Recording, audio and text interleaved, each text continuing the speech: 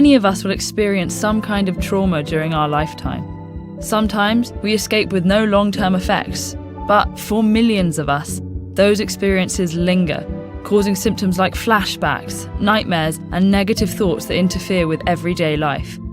This phenomenon, called post-traumatic stress disorder, or PTSD, isn't a personal failing. Rather, it's a treatable malfunction of certain biological mechanisms that allow us to cope with dangerous experiences.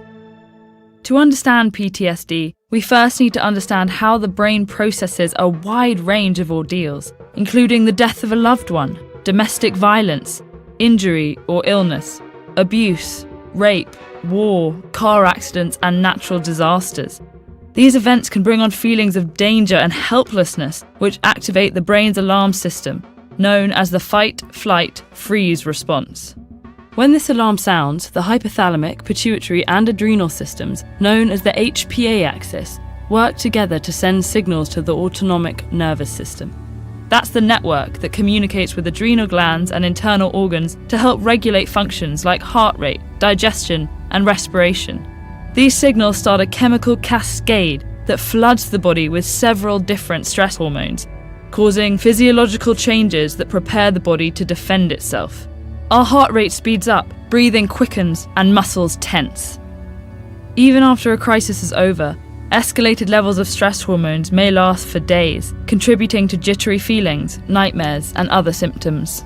For most people, these experiences disappear within a few days to 2 weeks as their hormone levels stabilize. But a small percentage of those who experience trauma have persistent problems, sometimes vanishing temporarily, only to resurface months later. We don't completely understand what's happening in the brain, but one theory is that the stress hormone cortisol may be continuously activating the fight, flight, freeze response while reducing overall brain functioning, leading to a number of negative symptoms. These symptoms often fall into 4 categories: intrusive thoughts, like dreams and flashbacks, avoiding reminders of the trauma, negative thoughts and feelings like fear, anger, and guilt, and reactive symptoms like irritability and difficulty sleeping. Not everyone has all these symptoms or experiences them to the same extent and intensity. When problems last more than a month, PTSD is often diagnosed. Genetics, ongoing overwhelming stress, and many risk factors like pre-existing mental illnesses or lack of emotional support likely play a role in determining who will experience PTSD. But the underlying cause is still a medical mystery. A major challenge of coping with PTSD is sensitivity to triggers, physical and emotional stimuli that the brain associates with the original trauma. These can be everyday sensations that aren't inherently dangerous, but prompt powerful physical and emotional reactions. For example, the smell of a campfire could evoke the memory of being trapped in a burning house. For someone with PTSD, that memory activates the same neurochemical cascade as the original event. That then stirs up the same feelings of panic and helplessness, as if they're experiencing the trauma all over again. Trying to avoid these triggers, which are sometimes unpredictable, can lead to isolation.